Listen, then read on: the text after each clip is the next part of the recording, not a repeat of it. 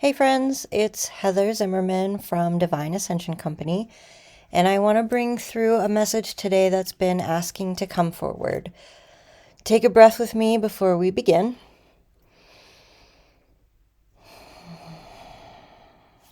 Wherever you are, whatever you're doing, let your shoulders drop just a little. This message is for you.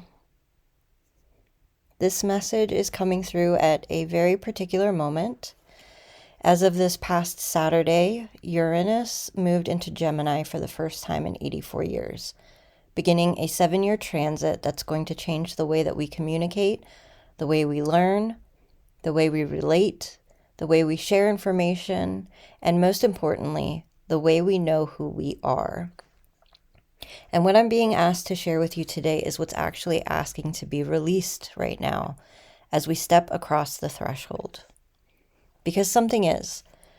You can feel it, even if you don't have language for it yet. So many of you are in some version of this right now. You're standing on the edge of a chapter that's clearly ending and another one that hasn't quite begun yet.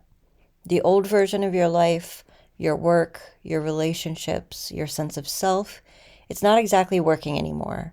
But the new version isn't fully online yet either. And that in-between space is very uncomfortable sometimes. You're feeling it as fatigue, as irritation, as wanting to go to sleep by 8 p.m., as crying for no apparent reason, as suddenly being unable to do things that used to be easy, as your body refusing to participate in plans that your mind has made. Some of you are even feeling it as a quiet but persistent grief that doesn't have an obvious cause. I want to name what's happening because the framing of this really matters. You are not falling apart. You are not losing it. You are not behind. You are not failing to integrate. You are releasing a version of yourself that you needed to become in order to survive what you survived. And that release, that particular kind of release, feels like grief. It feels like loss. Sometimes it even feels like death, but it isn't death. It's like a molting. Here's what I want you to hear, because I think this is the piece that most people are missing. The part of you that's grieving right now is not your inner child. The inner child doesn't cling. The inner child hides. It aches. It hopes quietly. They do not grasp. The part of you that's grieving, the part that's resistant to letting that old chapter go, the part that keeps trying to revive the old self even when you know intellectually that it's done, is the part of you that built the old self in the first place. The one who organized your whole identity around keeping you safe. The one who decided what to perform, what to hide, who to be in order to survive whoever you were surrounded by. They are the protector. They are the one who has been guarding you, and they are exhausted. And right now, under this Uranus into Gemini transit, under all of this collective shift, they're being asked to stand down, not to disappear, but to stand down from their post. Because the danger that they were guarding against is no longer the active danger. The room they were scanning is no longer the room that you live in. The people they were protecting you from are no longer the people that you're surrounded by. You have grown, and the world around you has changed. And yet they have been on duty this whole time because nobody told them that they could rest.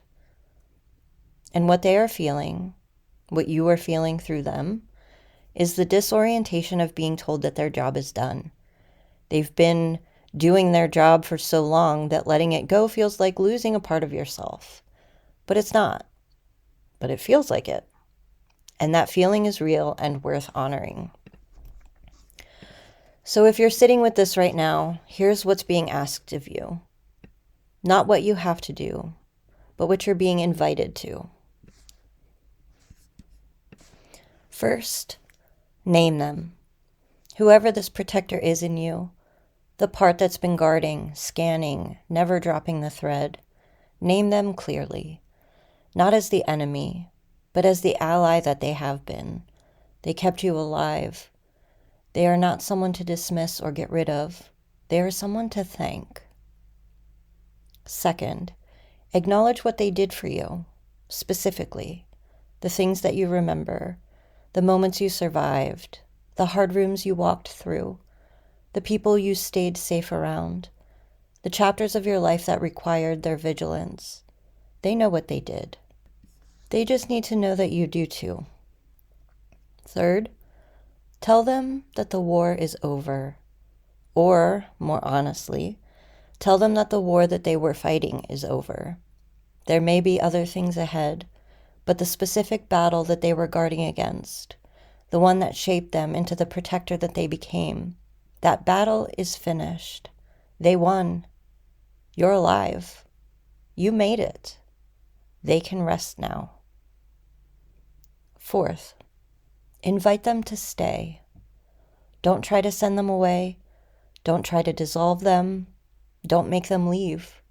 They get to stay, but in a different role, not as the guard at the door, as the witness who remembers how hard it was, as the one who can be consulted when something arises but is no longer required to be on duty 24 hours a day. And fifth, this one matters the most. Let yourself feel the grief, because letting them stand down is its own kind of loss. The version of you that has been held together by their vigilance is dissolving. And that version was a real version. They held you for a long time. They deserve to be grieved, even as they are being released. This isn't only personal. What's happening to you individually is happening to the collective at the same time. The structures that we have all been operating inside of, political structures, economic structures, social structures, spiritual structures, even relational structures. Many of them were also built by some version of this protector energy, built to keep something safe in a moment when the threat was real.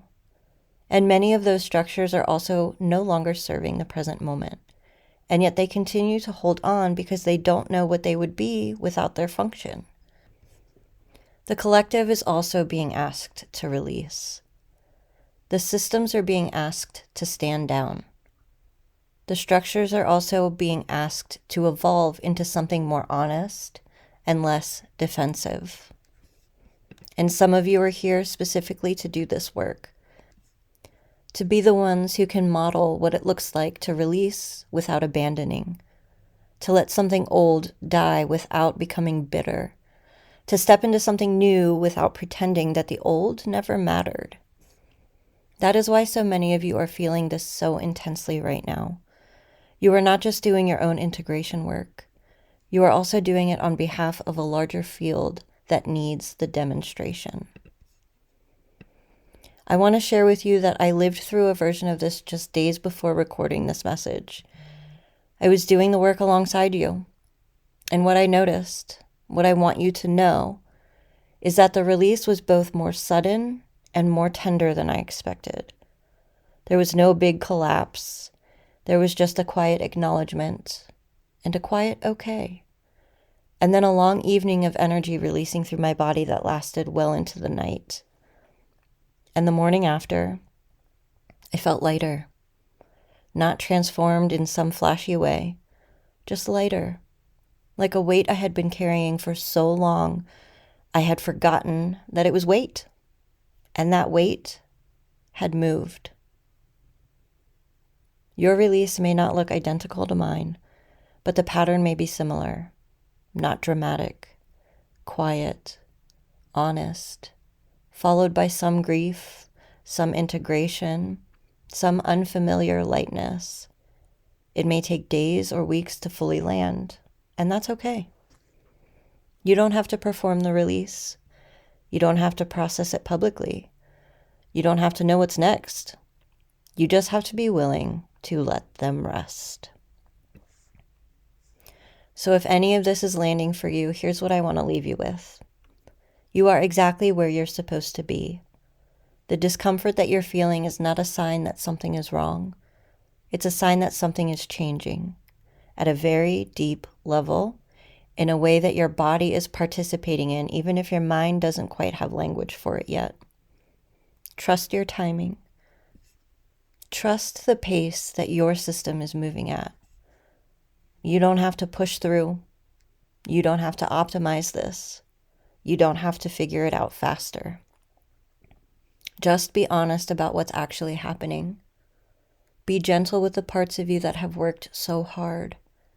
And let the next chapter unfold at a pace that your soul is actually unfolding it.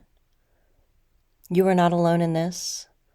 So many of us are walking the same threshold right now, and in our own particular unique way. The whole field is shifting, and you belong to that. Now, take a deep breath with me one more time.